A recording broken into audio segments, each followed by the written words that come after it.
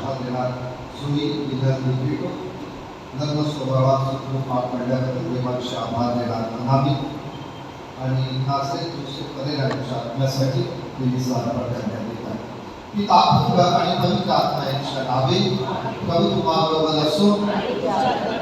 या बंधुभगिनीला आपण पुनरुत्थान काळात आहोत आणि या पुनरुत्थान काळात प्रभूचं स्वर्गग्रहण होईपर्यंत या 40 दिवसात प्रभू येशू ख्रिस्त पुनरुत्थित ख्रिस्त विविध ठिकाणी आपल्या शिष्याला दर्शनं देत आहे आणि त्यानंतर प्रभूचं स्वर्गग्रहणाचा आपण सण साजरा करतो. या दिवसात प्रभू ज्या अनेक ठिकाणी दर्शनं देत आहे प्रगट होत आहे त्यापैकी आणखी एक दर्शन म्हणजे अमावस्या वाटेवर. अमावस्या वाटेवर निराश झालेल्या शिष्यांना प्रभू दर्शन देतो आणि त्यांच्या मनातील भीती आणि निराशा नष्ट करतो.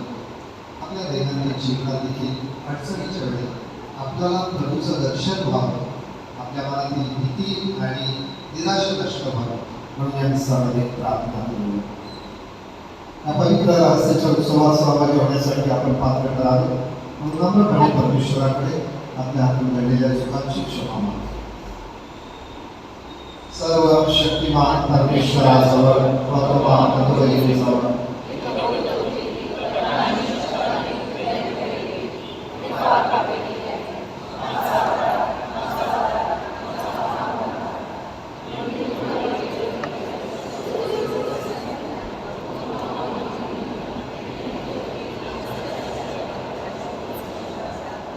सर्व समर्थ परमेश्वर आपल्या पापांची क्षमा करून आपला सर्वकालीन जीवनाकडे देवो.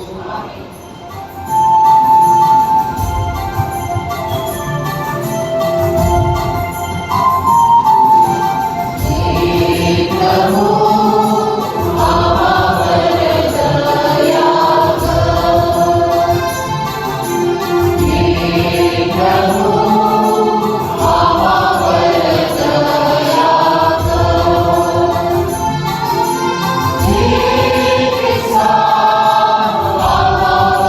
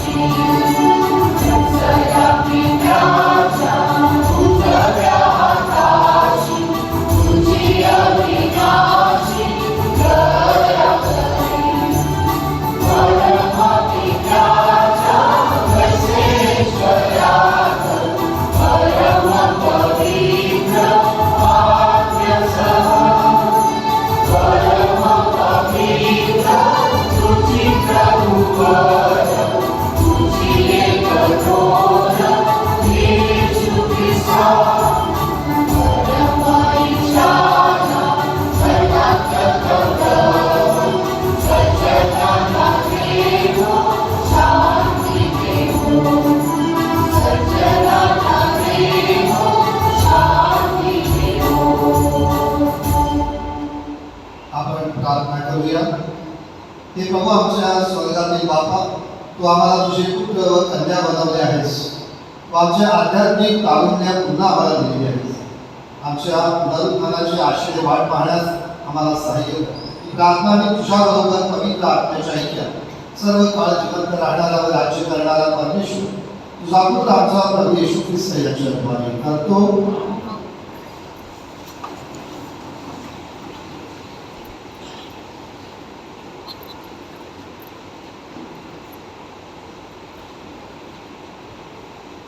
प्रेषितांची कृत्ये या पुस्तकातून घेतलेले वाचन. पेत्र आपल्या प्रेषितांबरोबर उभा राहून त्यांना मोठ्याने म्हणाला, अहो यहुदी लोकांनो आणि यरूशलेममधील रहिवाशांनो, हे लक्षात आणा आणि माझे बोलणे ऐकून घ्या. अहो इस्रायल लोकांनो, ह्या गोष्टी ऐका. नाझरेथकर येशूच्या द्वारे देवाने जी महत्कृत्ये, चमत्कार आणि चिन्हे तुम्हाला दाखवली त्याची तुम्हाला माहिती आहे. त्यावरून देवाने तुम्हाकरिता पाठवलेला असा तो मनुष्य होता.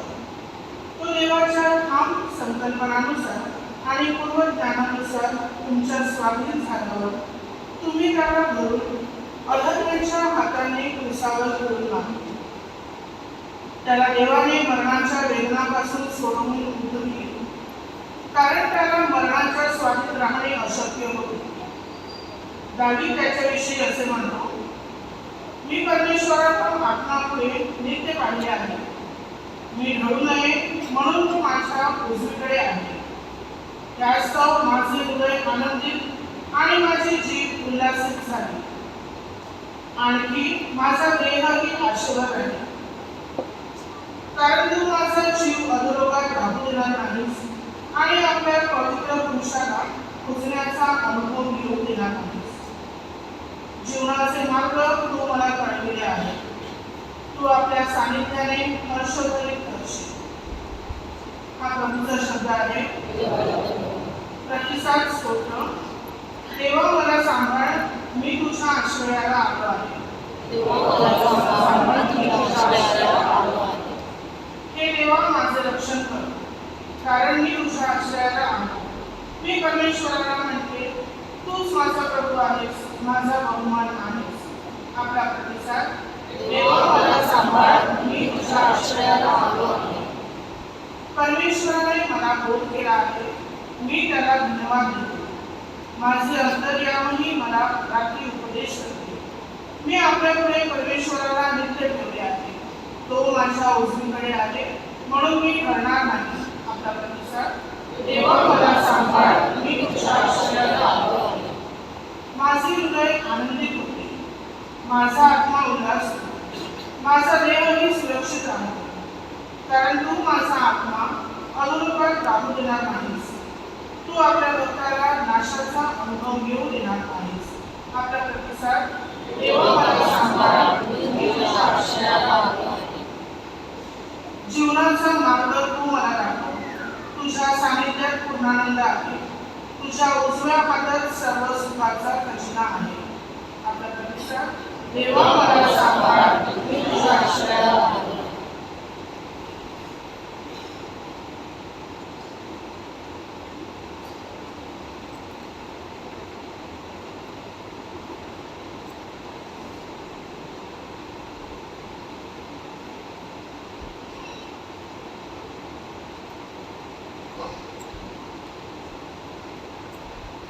पेत्राचे पहिले पत्र यातून घेतलेले वाचन.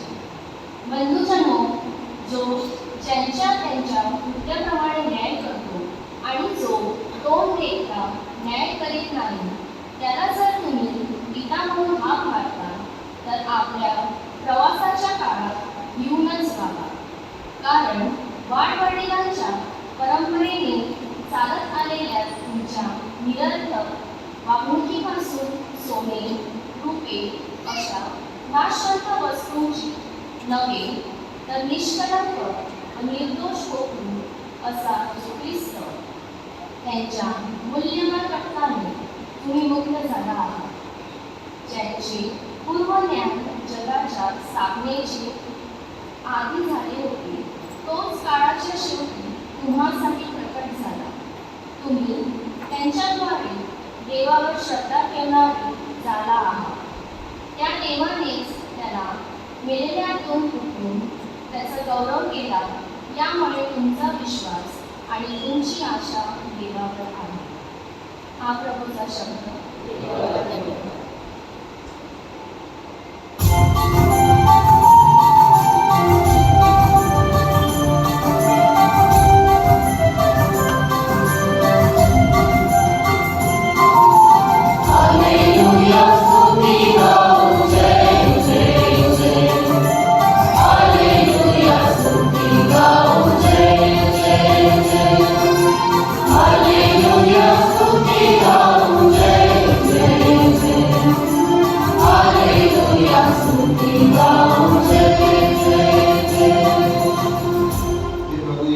आम्हाला शास्त्र वचने शिकव, आम्हाशी बोलून आमच्या हृदयात चेतना निर्माण कर.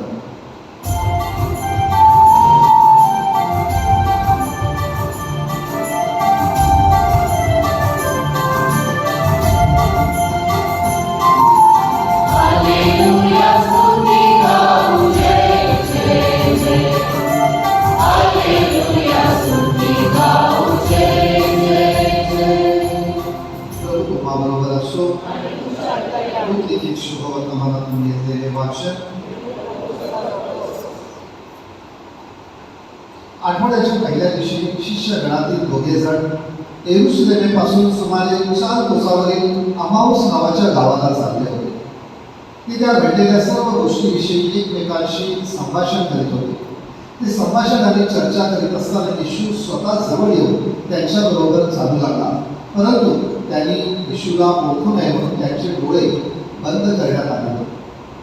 त्याने म्हटले, तुम्ही चालताना ज्या गोष्टी एकमेकांबरोबर बोलत आहात त्या कोणत्या? ते लाल होऊन उभे राहिले. मग त्याच्यातील क्लयप नावाच्या इस्माने उत्तर दिले, अलीकडे येरुशलेमेमध्ये घडलेल्या गोष्टी ठाऊक नसलेले तुम्ही एकटेच प्रवासी आहात काय? तो त्याला म्हणाला, कोणत्या गोष्टी? त्याने म्हटले, नाझरेथ येशूविषयीच्या. तो देवाच्या वर सर्व लोकांच्या दृष्टीने व कृतीने पराक्रमी संदेष्टा होता. त्याला मुख्य याजकांनी आणि आमच्या अधिकाऱ्यांनी देहांत शिक्षेसाठी पकडून क्रुसावर खेळले. परंतु इस्रायलची मुक्ती करणारा तो हाच, अशी आमची आशा होती. शिवाय या सर्व गोष्टी झालेल्याला आज 3रा दिवस आहे. आणखी आमच्यातील कित्येक स्त्रिया कबरीकडे मोठ्या पहाटेच गेल्या होत्या. त्यांनी तर आम्हास नक्कच केले. त्याला त्याचे शरीर सापडले नाही. तेव्हा त्यांनी येऊन म्हटले की आम्हाला देवदूताचे दर्शन झाले व देवदूताने सांगितले की तो जिवंत आहे. मग आमच्याबरोबर जे होते त्यापैकी कित्येक कबरीकडे गेले आणि त्या स्त्रियांनी सांगितल्याप्रमाणे त्याला आढळले, पण तो त्यांना दिसला नाही. व येशू म्हणाला, अहो निर्बुद्धीवर संदेशाने सांगितलेल्या गोष्टीविषयी विश्वास धरण्यास मतिमंद अशा माणसानं ख्रिस्ताने ही दुःख सोसावी, आपल्या गौरवात जावे याची अगत्य नव्हती काय? मग त्याने मोशे व सर्व संदेशी यांच्यापासून आरंभ करून संपूर्ण शास्त्रातील आपल्याविषयीच्या गोष्टींचा अर्थ त्यांना सांगितला. मग ज्या गावात ते जात होते त्यांच्या जवळ ते आले. तेव्हा त्याने पुढे जाण्याचा जोर दाखवला, परंतु ते त्याला आग्रह करून म्हणाले, आमच्या बरोबर राहा, कारण संध्याकाळ होत चालली असून दिवस उतरला आहे. तेव्हा तो त्यांच्याबरोबर राहावयास आत गेला. मग असे झाले की तो त्यांच्याबरोबर जेवायला आत बसला असता त्याने भाकर घेऊन आशीर्वाद दिला आणि ती मोडून त्यांना दिली. तेव्हा त्यांचे डोळे उघडले आणि त्यांनी त्याला ओळखले. तोच तो त्यांच्यापासून अंतर घालत होता. तेव्हा ते एकमेकांना म्हणाले, तो वाटेने आपल्याबरोबर बोलत होता व शास्त्राचा उलगडा करत होता, तेव्हा आपल्या अंतःकरणाला आत्म्यात उकळी येत नव्हती काय? मग त्याच घटनेस ते उठून येरुशलेमला माघारी गेले. तो 11 प्रेषित व त्याच्या बरोबरचे लोक एकत्र जमलेले त्यांना आढळले. ते म्हणत होते की प्रभू खरोखर उठला आहे आणि सिमोनाच्या दृष्टीस पडला आहे. मग त्याने वाटेल सर्व घटना व त्याने भाकर मोडली तेव्हा आपण त्याला कसे ओळखले हे निवेदन केले. प्रभूचे शुभ वर्तमान.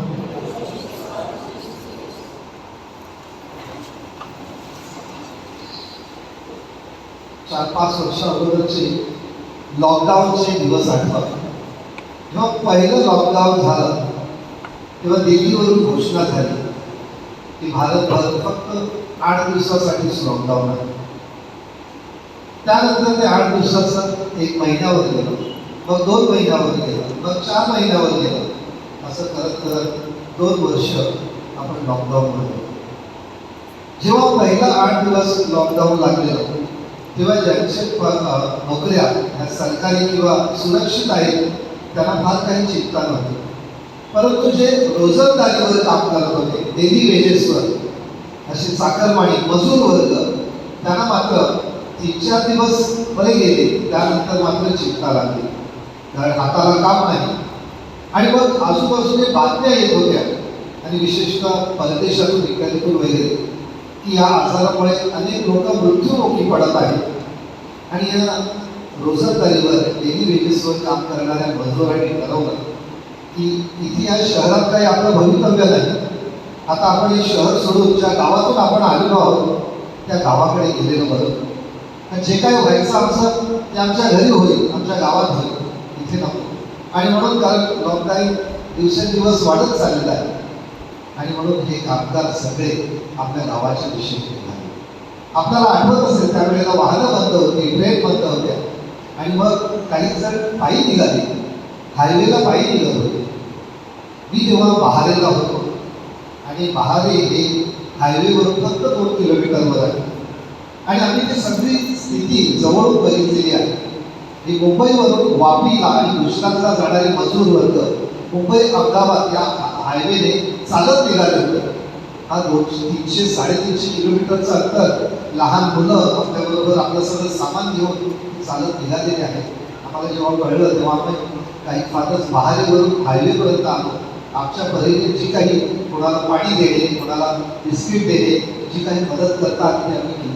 पण एवढी सगळी चालत निघाली होती, कारण त्यांच्या मनात एकच होतं, भीती होती, निराशा होती, आणि पुढचं काहीच भवितव्य नव्हतं की आम्हाला आता पुढे रोजगार मिळेल का, आमचं खाण्यापिण्याचं काय आहे. एक प्रकारचं गोंधळ, भीती आणि निराशा होती. आणि अशा अवस्थेत ते ज्या ठिकाणी नोकरी मिळत होती ते ठिकाण सोडून आपल्या गावाकडे निघाले होते. आजच्या शुभ वर्तमानात तशीच थोडीशी परिस्थिती आहे.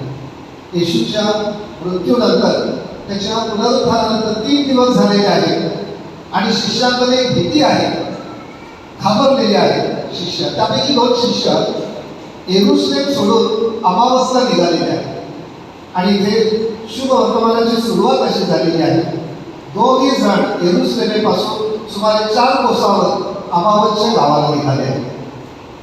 आपलं गाव जिथे आपण लहानाचे मोठे झालो, जिथे आपले नातेवाईक आहेत, ते सोडून दुसऱ्या गावात जाण्याची वेळ कोणावर कधी येते? जेव्हा माझ्या गावावर संकट आलेलं आहे, जेव्हा माझं गाव मला सुरक्षित वाटत नाही, कारण आमचा स्वामी मरण पावला, आमचा आधार गेलेला आहे, या गावात आता मला काही कामचं खरं नाही, तेव्हा आपण या गावातून दुसऱ्या गावात जाऊया, अशी परिस्थिती त्यांच्या मनात निर्माण झाली. थोडीशी भीती, गोंधळ, निराशा, आणि अवस्थेत त्यांनी ठरवलं की आता हा गाव सोडून जायचं. आणि म्हणून ते येरुशलेम, खरं तर येरुशलेम हा देवाचं गाव, आणि देवाच्या भूमी सोडून ते दुसऱ्या ठिकाणी जात आहे. आणि अशी परिस्थिती काही वेळेला आपल्यावर पण येते की आपल्याला वाटते की जेव्हा काहीच दिसत नाही तेव्हा आपण त्या परिस्थितीतून दूर जाण्याचा प्रयत्न करतो. ही लोक आपला गाव सोडून अमावासला निघालेली आहेत. ही शुभवर्तमानाची सुरुवात. आता मी शुभवर्तमानाच्या शेवटाकडे येतो, आणि शेवट असा झालेला आहे. त्यावेळेस घटकेस ते उठून येरुशलेमला माघारी आले. सुरुवातीला ते येरुशलेम सोडून निघालेले आहेत, आणि शुभवर्तमान शेवटी सांगत आहे ते येरुशलेमला परत माघारी यायला निघाले. या दोघांच्या मध्ये काय घडलं ते फार महत्वाचं आहे. गाव सोडून जात आहेत, परत त्या गावात परत येत आहेत. त्या दोघांच्या मध्ये प्रभूचं दर्शन झालं त्यांना, आणि प्रभूचं दर्शन झाल्यानंतर त्यांची निराशा दूर झाली, त्याची भीती दूर झाली, त्यांचा गोंधळ दूर झाला, आणि ते नव्या उमेदीने जगण्यासाठी पुन्हा एकदा आपल्या गावात परत आले. आता हा सगळा संदर्भ आपण समजून घेतला पाहिजे. आपल्या जीवनात देखील अमावस्यासारखी परिस्थिती येते की जेव्हा निराशा येते, कुटुंबात एखादं संकट येते, प्रिय व्यक्तीचा मृत्यू होतो, एखादं मोठं आजारपण येते, त्यावेळेला आपल्या जीवनात देखील गोंधळ किंवा अंधारमय परिस्थिती किंवा भीती निर्माण होते. अशा वेळेला आपल्याला समजत नाही की काय करायचं. ह्या दोन शिष्यांना पण समजलं नाही आणि त्यांच्याबरोबर ते जे निघाले होते अमावासला, त्या प्रवासात त्यांच्याबरोबर एक परका माणूस होता. तो खुद्द येशू होता, परंतु येशूला देखील त्यांनी ओळखलं नाही. आपल्या दैनंदिन जीवनात आपल्याबरोबर परमेश्वर आपल्या बरोबर आहे, तो आपल्याला आधार देत आहे, तो साथ सोबत करत आहे. तुम्ही इथे बसलेले आहात, माझं ऐकत आहात, मी बोलत आहे, हे आपोआप होत नाही. परमेश्वर सगळं आपलं जीवन नियंत्रित करीत असतो. परंतु कधी कधी आपल्याला त्याचं विस्मरण होते. त्या दोघांना देखील येशूचं विस्मरण झालं.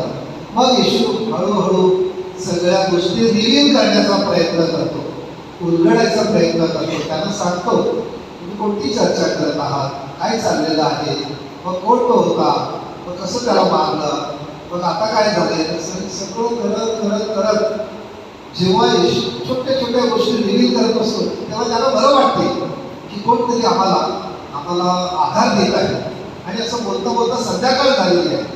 त्यावेळेला ती माणसं त्या परक्या माणसाला म्हणजे येशूला सांगतात, आता रात्र होत चाललेली आहे, आता तुम्ही दुसरी कुठे जाऊ नका, आमच्या बरोबर राहा.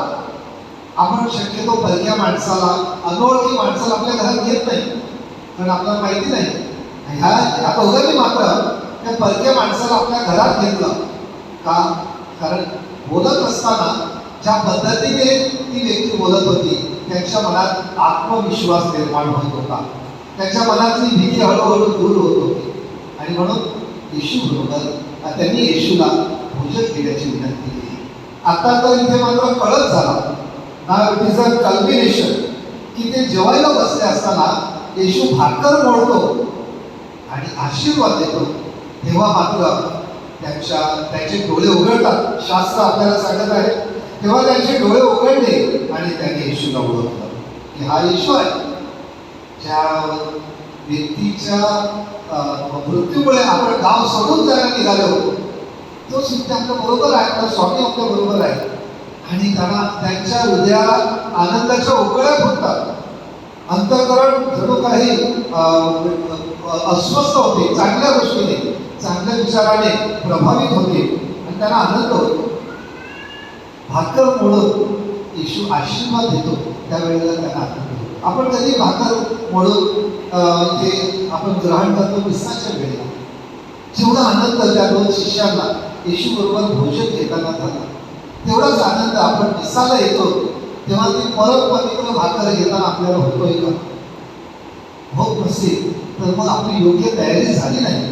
जशी या दोन शिष्यांची येशूने प्रवासात जाताना बोलता बोलता तयारी केली, आपण पिसाला येताना सहज येतो की तयारी करून आलो असो, आपली तळमळ असेल की मला प्रभूला भेटायचं आहे, मला प्रभूचं दर्शन हवं आहे, मला प्रभूच्या प्रीतीचा अनुभव घ्यायचा आहे, ती तळमळ असेल, धडपड असेल, तर निश्चितच आपल्याला या परत पवित्र भाकरीच्या स्वरूपात प्रभूचं दर्शन होईल आणि मग आपलं अंतःकरण देखील उकळायला लागेल. या दोन शिष्यांचं अंतःकरण जसं उकळायला ते ॲक्टिव्ह झालं, ॲक्टिव्ह मोडमध्ये आलं. आणि मग पुढे सांगण्यात आलेलं आहे, जेव्हा त्यांचं हृदय ॲक्टिव्ह मोडमध्ये आलं तेव्हा ते तिथे थांबले नाही, ते माघारी परत येरुशलेमला गेले आणि बाकीच्या शिष्यांना ती शुभवार्ता त्यांनी सांगितली. ज्या व्यक्तीला प्रभूचा अनुभव आलेला आहे, ती व्यक्ती स्वस्थ बसू शकत नाही, ती तोच अनुभव इतरांना शेअर करत असते. आपल्या दैनंदिन जीवनात देखील आपल्याला असा अनुभव येत असतो. आणि म्हणून आजचा हा संदर्भ अमावास्ये जी घटना आहे ती आपल्याला हेच दाखवत आहे की कधी कधी आपण अंधारात असतो, काळोखात असतो, भयभीत झालेलो असतो, डिस्टर्ब असतो आणि निराशेत असतो. आणि अशा वेळेला प्रभू येशू ख्रिस्त कोणत्या ना कोणत्या घटनेद्वारे, किस्साद्वारे, व्यक्तीद्वारे आपल्याला दर्शन देतो आणि आपल्या मनातली भीती आणि निराशा नष्ट होते. आणि मग मित्रांनो, ही दोन लोक मार्ग चुकलेले होते, ते पुन्हा एकदा त्याच मार्गावर आले. आपल्याला देखील प्रभू पुन्हा त्याच मार्गावर आणत असतो.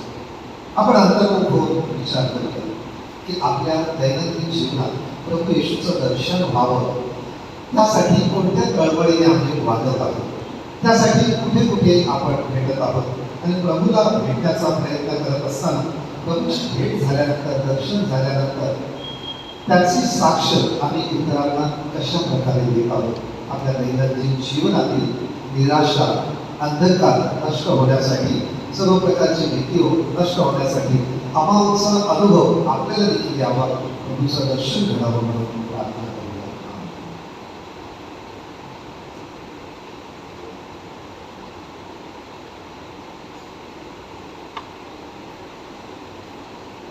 आपण उद्या प्रभू श्रद्धा करूया. सर्वांनी पृथ्वी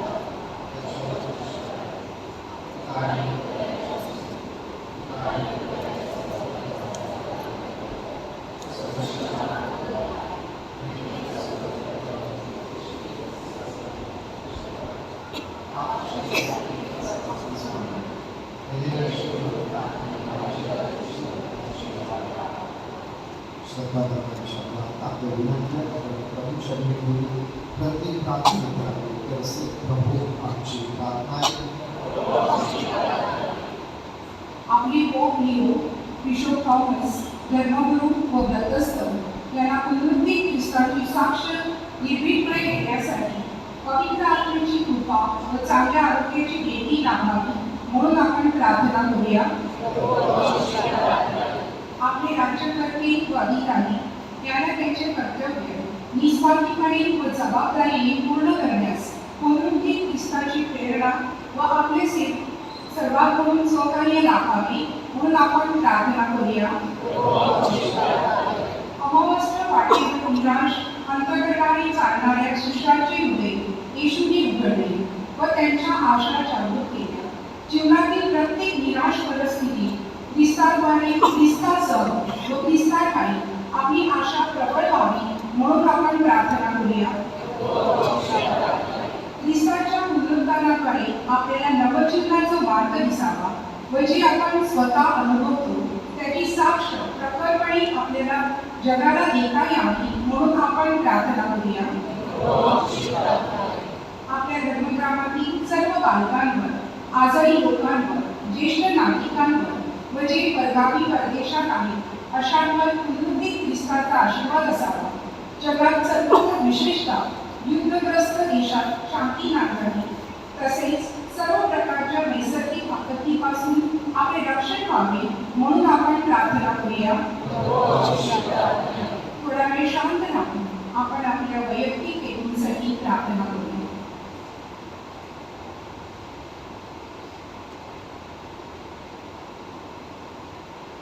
सर्व समर्थ परमेश्वरा, मी अभिनंदन तुझ्या चरणापाशी ठेवलेला आहे. आमच्या श्रद्धेतील उडीवा तुझ्या प्रेमाने भरून काढवा, मला आशीर्वाद कर. ही प्रार्थना आम्ही प्रभू ख्रिस्ताद्वारे करतो.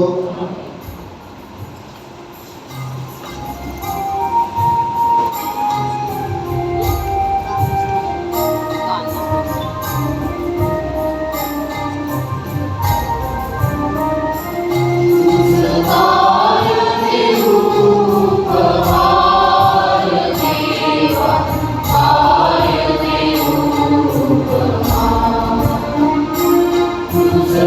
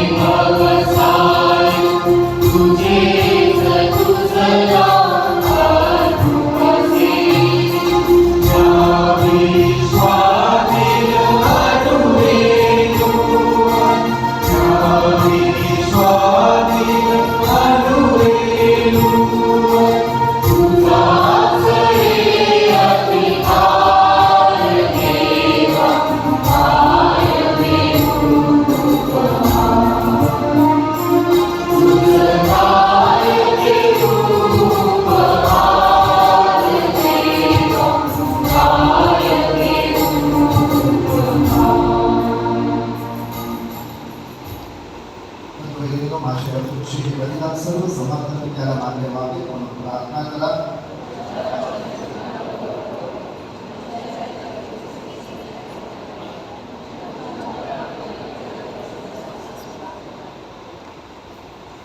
प्रभू तुझ्या ख्रिस्त सभेवरून या भेटीचा स्वीकार त्या दानापणामुळे जो आनंद तू आम्हाला देत आहेस तो आनंद परिपूर्ण स्वरूपात आम्हाला स्वर्ग राज्यात अनुभवायला मिळतो. ही प्रार्थना मी प्रभू ख्रिस्ताद्वारे करतो. प्रभू तुम्हाबरोबर असो. तुमची अंतःकरणे प्रभूकडे लावा.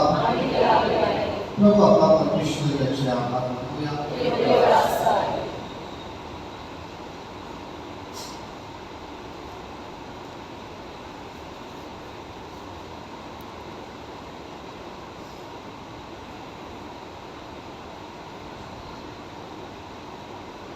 हे प्रभू आम्ही तुझे नित्य व सर्वत्र आभार मानावे की योग्य व तारणदायक आहे. ख्रिस्त आमचा पुनरुत्थान बळीबंदा या घटनेचे या पुनरुत्थान काळात आम्ही स्मरण करतो. मोठ्या आनंदाने तुझे स्तवन करतो. ख्रिस्ताच्या रूपाने नव्या युगाची पाहण झाली. पापाचे साम्राज्य संपुष्टात आले. विभागलेले जग पुन्हा साधले गेले. मनुष्याला ख्रिस्ताठाई पुन्हा पूर्णत्व प्राप्त झाले. त्याच्या पुनरुत्थानाने आनंदित होऊन संपूर्ण जग तुझी स्तुती करते. स्वर्गातील सर्व अतिसत्ता व तुझाचे गायक म्हणून तुझ्या वैभवाची गीत गातात. त्यांच्या गोड सुरताचे मधुर सुर आम्ही तुझी स्तुती का म्हणतो.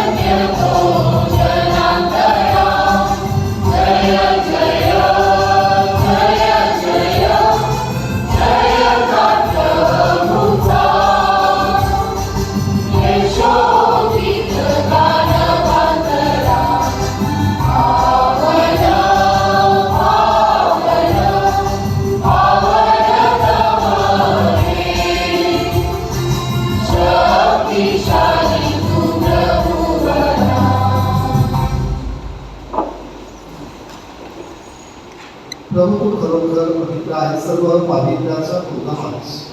निदाने आमच्यासाठी आमच्या प्रभू येशू ख्रिस्ताचे शरीर आणि रक्त व्हावे म्हणून तू त्यांच्यावर नववर्षाप्रमाणे तुझा पवित्र आत्मा मानतो.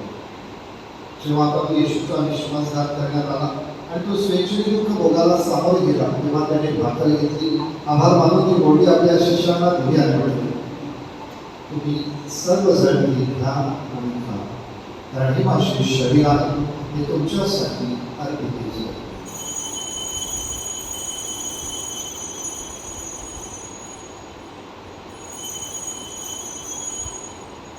पूजन झाल्यानंतर प्रभू येशूने त्याला घेतला. पुन्हा तुझे आभार मानले. तो त्याला आपल्या शिष्यांना दिला. तुम्ही सर्वजण हा घ्या विनावरून घ्या, कारण हा माझ्या रक्ताचा प्याला नव्या व शाश्वत कराराची रक्त आहे. हे तुमच्या आणि पुष्कळांच्या पाप क्षमेसाठी ओतले जाईल. हे माझ्या आठवणीसाठी करा.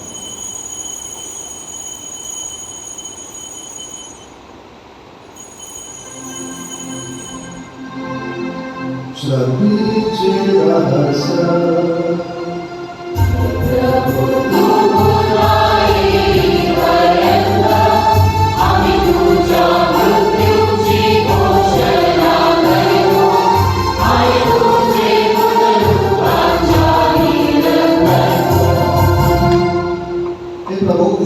मरणाची व पुनरुत्थानाची स्मृती साजरी करीत असताना आम्ही तुला जीवनाची भाकर व तारणाचा काला अर्पण करतो.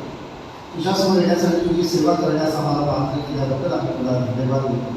ख्रिस्ताचे शरीर आणि रक्त यांचा स्वीकार करीत असताना पवित्र आत्म्याच्या द्वारे एक व्हाव्याचे आम्ही विनंती. प्रभू सर्व जगभर पसरलेल्या तुझ्या ख्रिस्त सभेच्या आठवण किंवा आमचे पोप थॉमस आमचे बिशप आणि सर्व याजक वर्ग त्यांच्या समवेत ख्रिस्त सभेला परिपूर्ण भीतीचा पुनराविष्कार करा. जे आमच्या अन्य बंधुभगिनी पुनरुत्थानाच्या आशेने महानिर्णय घेतात आणि जे तुझ्या दयेवर विसरून मरण पावले आहेत त्यांचे तू स्मरण ठेव. त्यांची तुझ्या दिव्य प्रकाशात स्वागत कर. देवमाता धन्यकुमारी मारी आधीचा पती संत जोसेफ तुझे उपदेशी आणि युगायुगे ज्या सर्व संतांनी तुला संतुष्ट केले आहे त्याच्याबरोबर आम्ही शाश्वत जीवनाचे सहवास व्हावे आणि तुझी स्तुती करून तुझा गौरव करावाशी प्रार्थना तुझा पुत्र येशू ख्रिस्त याच्या द्वारे करतो.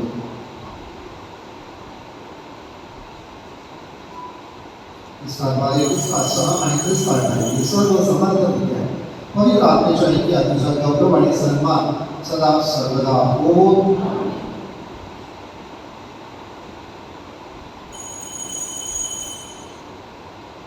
शिकवलेली प्रार्थना म्हणण्याप्रमाणे आमच्या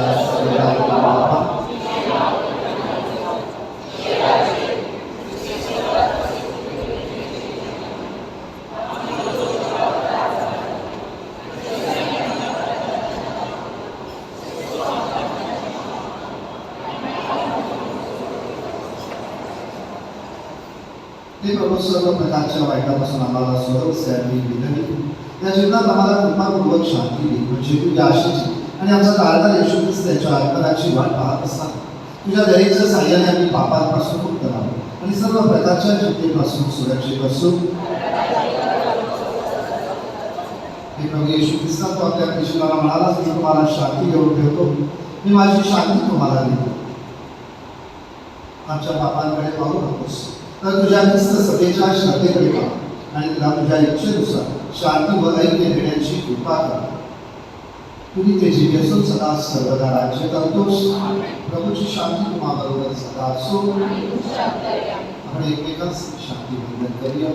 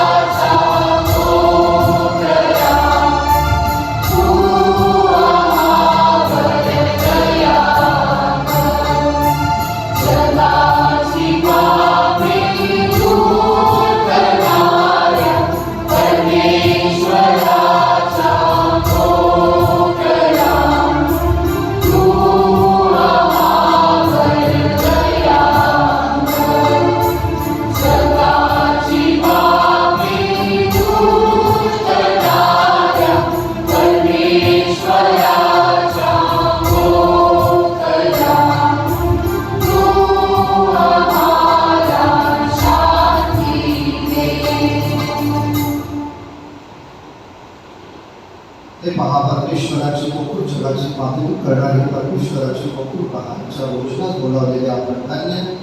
प्रभू माझ्या केलेली आहेस ती माझी योग्य न एक शब्द मात्र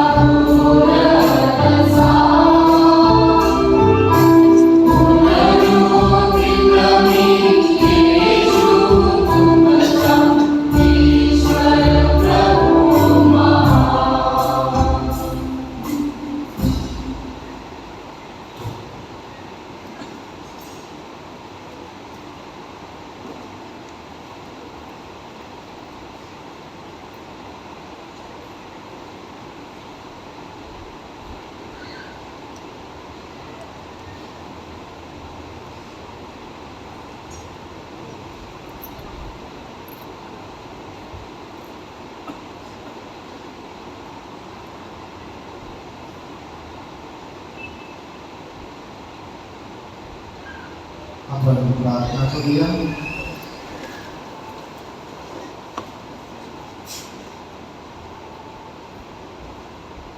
हे प्रभू, तुझ्या लोकांवर दयादृष्टीने पहा.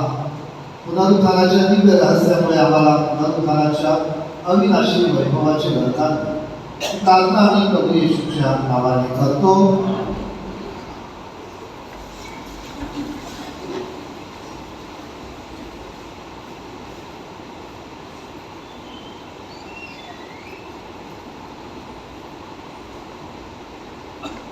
एप्रिल 2026 पुनरुत्थान काळातील तिसरा रविवार. आजची उपासना नाळा गावात गेली धन्यवाद.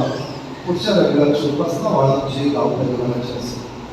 आपल्या पॅरिशमधील 38 मुला-मुलींनी मागच्या सोमवारी 13 एप्रिल रोजी दृढीकरण साक्रामेंट स्वीकारतात. त्यांची व त्यांच्या पालकांचे खास अभिनंदन.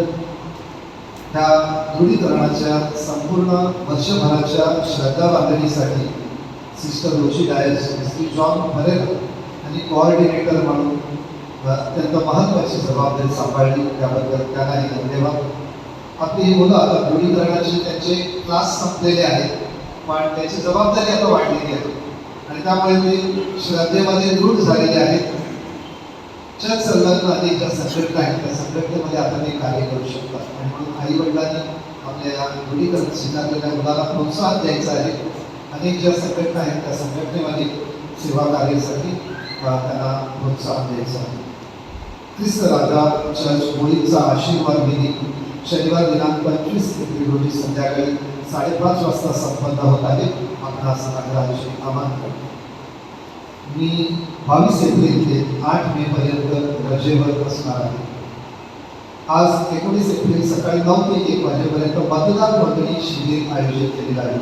आपले उपमहापौर लुपिस व नगरपालिकेच्या सौजन्याने हे मतदार शिबिर आयोजित केलेलं आहे. यामध्ये जे मतदार आहेत आपली नावं, पत्ता याविषयी जो काही गोंधळ असेल, काही त्रुटी असेल तर कृपया आपल्या शाळेच्या स्टेजवर हे शिबिर असेल.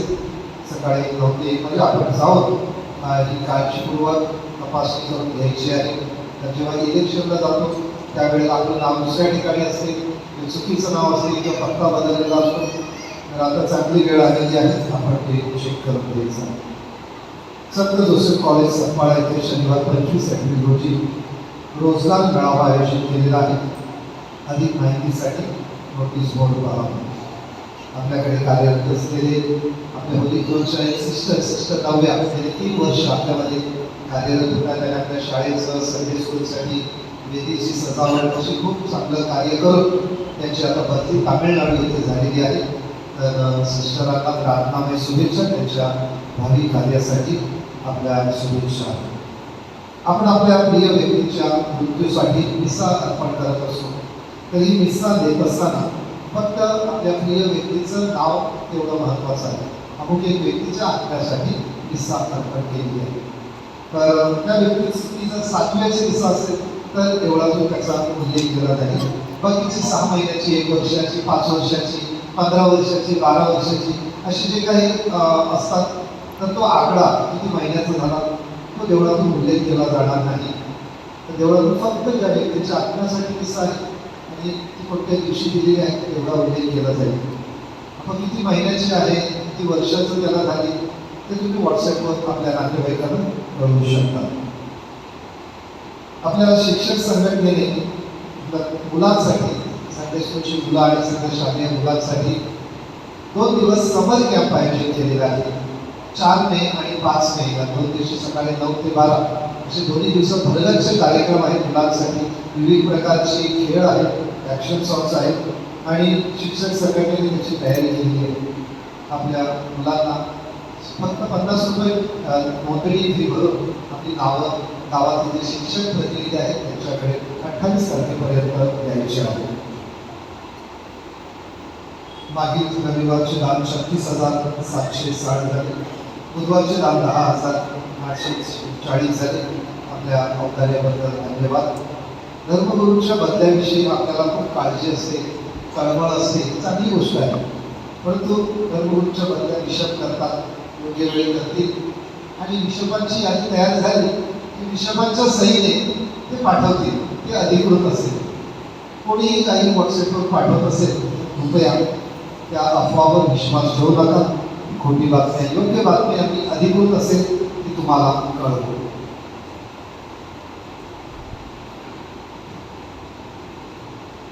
व्हॉट्सअप हिशोबांचा सुकाळ या धर्मग्रंथात झालेला आहे.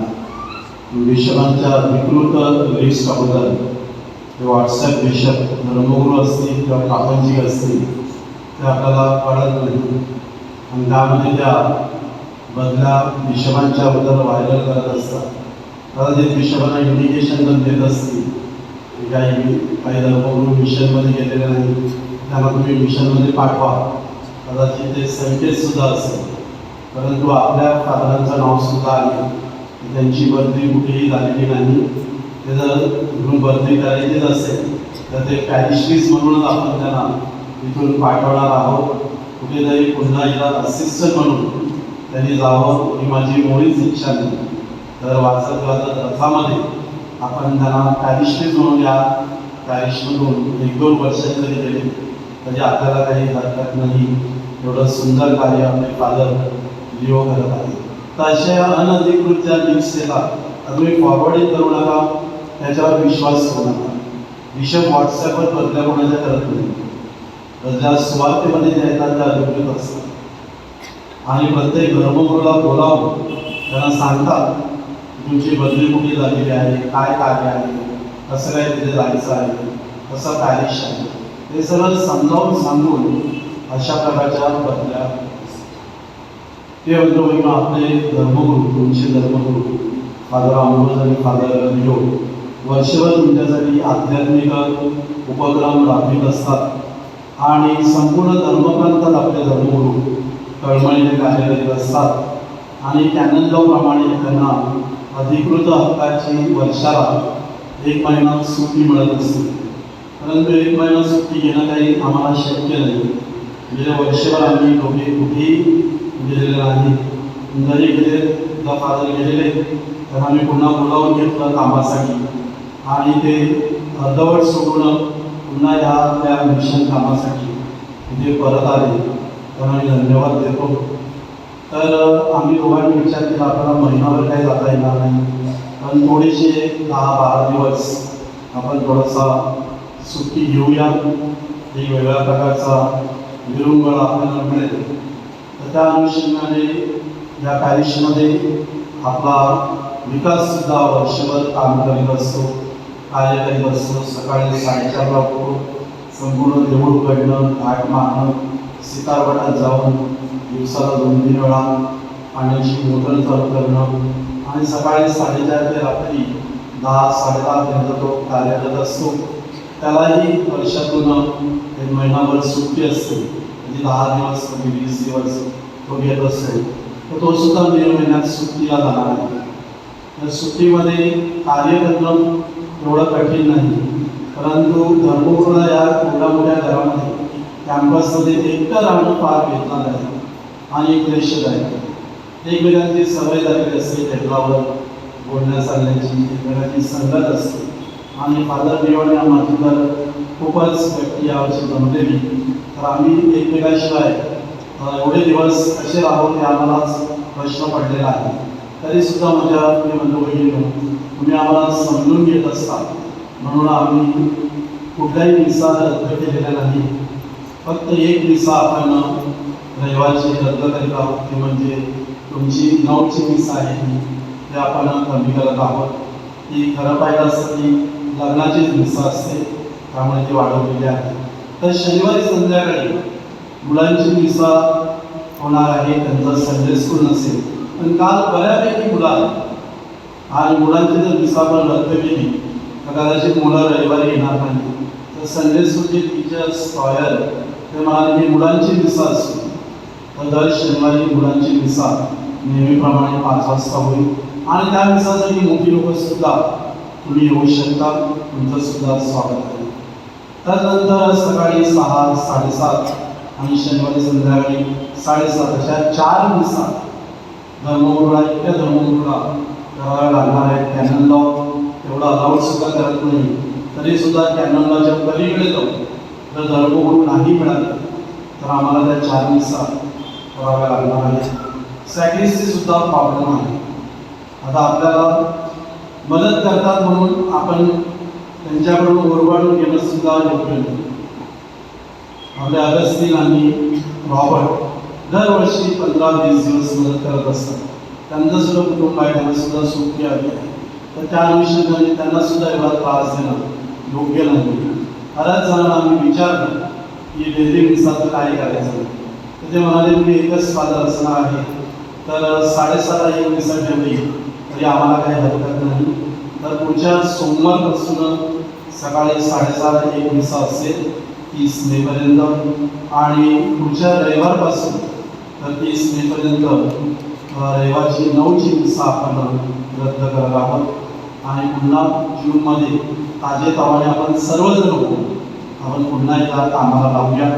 तुम्ही सुद्धा रजेवर जा, थोडासा विरंगुळा करा, थोडासा आराम करा आणि ताजेतवाने होऊन नवीन जूनमध्ये आपण पुन्हा एकदा कार्याला लावूया. धन्यवाद. आभारी. तुम्ही आम्हाला समजून घेत असता म्हणून तुमचे आम्ही मनापासून आभार.